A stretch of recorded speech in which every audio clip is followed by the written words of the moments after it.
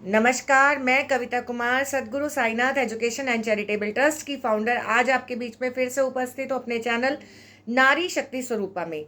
आज हम जो जानकारी आप लोगों के साथ साझा करने जा रहे हैं वो बहुत ही महत्वपूर्ण जानकारी है। पिछले वीडियो में मैंने आप लोगों को सोशल मीडिया के बारे में जानकारी दी थी, तो आज भी जो हमारी जानकारी है वो सोशल मीडिया से रिलेटेड ही है कि जो हमारी बच्चियाँ सोशल मीडिया से जुड़ी होती हैं उसी के लिए मैं आप लोगों को आज की जो वीडियो है हमारी मैं आपके साथ शेयर कर रही हूँ। जैसा कि मैंने आपको बताया था कि बच्चियाँ हमारी बेटियाँ बहनें लेडीज़ जो हैं वो जुड़ जाती हैं फेसबुक पे, दोस्त बना लेती हैं। तो इसी तरह का एक मेरे पास केस आया था थोड़े दिन पीछे। एक लड़की थी जो कि गांव से आई हुई थी और वो सोशल मीडिया के माध्यम से एक उसने दोस्त बनाया और उस लड़के से उसने इतना ज़्यादा प्यार उसका हो गया, इतना अटैचमेंट उस बिटिया का हो गया कि उसने अपने घर परिवार के खिलाफ बगावत करके उस लड़के के साथ शादी कर ली। ना उसका घर द्वार देखा, ना कुछ पूछताछ करी, ना कुछ जानकारी ली। और वो लड़की जो थी उसने जब शादी कर ली और उसके साथ वो दिल्ली आ गई। दिल्ली आने के बाद ना तो वो लड़का कुछ काम करता था, ना ही कोई कुछ कमाता था, और वो लड़की उसके साथ जुड़ गई। शादी करके वहाँ रहने लगे दोनों पति पत्नी, और घर परिवार कोई नहीं, ना उसका लड़के का और ना ही लड़की का। और उसने जब शादी करने के बाद, देखो, खाली शादी करके ही घर गृहस्थी नहीं चलती, उसमें जिम्मेवारियां भी आ जाती हैं, रिस्पॉन्सिबिलिटीज भी आ जाती है। उन्हें कमाना भी पड़ता है, बिना कमाए पैसा कमाए वो घर गृहस्थी को नहीं चला सकते, क्योंकि भगवान ने हमें जो पेट दिया उसको तो भरना है। तो अब वो लड़की काम कर रही है, जॉब कर रही है, कमा रही है, लेकर आ रही है, क्योंकि लड़कियों को जॉब बहुत जल्दी मिल जाती है ऑन बिहाफ ऑफ बॉयज़। तो अब उसको, वो खाली बैठा है लड़का, कोई काम नहीं कर रहा, वो कमा के उसको ला के खिला रही है, पाल रही है एक तरह से देखा जाए तो। और उसके बाद जब वो घर में आती है, घर का काम करती है, सारी जिम्मेवारियां निभाती है, अपनी पूरी रिस्पॉन्सिबिलिटी के साथ वो अपनी शादी को बहुत अच्छे तरीके से चला रही है, किसी तरह की कोई परेशानी नहीं, कोई तकलीफ नहीं, दोनों में बहुत प्यार प्रेम। बट लड़का कहीं काम नहीं करता। करते करते ऐसे 1 साल 1.5 साल हो गया और लड़के ने ड्रिंक करनी शुरू कर दी। वो लड़की बेचारी पैसा कमा के ला रही है, वो दारू में पैसा उड़ा रहा है और उसको मार रहा है, कूट रहा है। तो कोई भी बच्ची कब तक, कोई भी औरत कब तक ये चीज़ें बर्दाश्त करेगी। थक हार के उसने अपने पेरेंट्स को इन्फॉर्म किया कि भाई मेरे साथ ऐसी ऐसी बात हो रही है।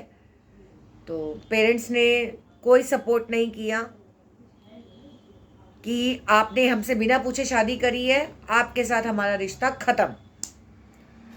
अब वो लड़की ऐसे सिचुएशन में क्या करेगी, मैं आपका जवाब भी ज़रूर जानना चाहूँगी। उसे क्या करना चाहिए? ठीक है, गलती हुई तो क्या ऐसे में उसके माँ बाप को उसका साथ नहीं देना चाहिए, या समाज को उसका साथ नहीं देना चाहिए? अब वो उसको, लड़के को छोड़ने को तैयार बैठी है, वो छोड़ रही है उस लड़के को, तलाक के लिए उसने अर्जी लगा दी है, पुलिस की कोई सुनवाई नहीं हो रही। अब वो जितना कमाती है उस तनख्वाह के अंदर उसका सिर्फ घर का किराया और उसका खुद का खाना पीना हो सकता है, पर उसका पति उससे पैसे छीन कर ले जाता है, जिसमें उसकी कोई सुनवाई नहीं, ना पुलिस में ना किसी महिला आयोग में। उसने हर जगह शिकायत सब कुछ करी, कंप्लेंट भी हुई, बहुत कुछ उस बिटिया ने हमारी सहा। और आपको जैसे पता ही है कि कानून की प्रक्रिया धीरे धीरे चलती है, इतनी जल्दी तो डिसीजन नहीं होते, और ख़ास तौर पे शादी वाले मैटर जो होते हैं।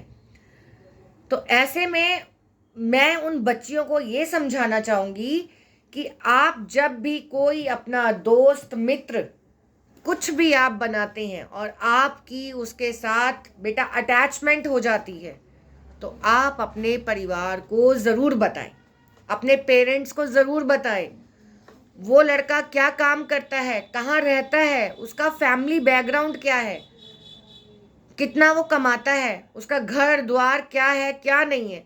ये पूरी जानकारी, चाहे आप पढ़े लिखे हैं या पढ़े लिखे नहीं हैं, इस वीडियो को देखकर ज़रूर समझेंगे। आप उस बच्चे की, उस लड़के की, उसके घर परिवार की पूरी जानकारी लें। बिना जानकारी के आप अपना कदम आगे ना बढ़ाएं। आप उसके साथ हम सफ़र बन जाते हैं, आप उसके राजदार बन जाते हैं, आप उसके साथ हर तरह का राजीनामा जिसको हम कहते हैं वो करते हैं, लेकिन उसका एंड क्या निकलता है? आपकी आगे की जो लाइफ है, आपकी जो आगे का जीवन है, वो पूरा स्पॉइल हो जाता है। आप कोर्ट के चक्कर काटते रहेंगे, धक्के खाते रहेंगे, परेशान होते रहेंगे। तो बच्चा, आप जब भी लव मैरिज करें, अपने परिवार को ज़रूर बताएं, अपने पेरेंट्स को ज़रूर बताएं।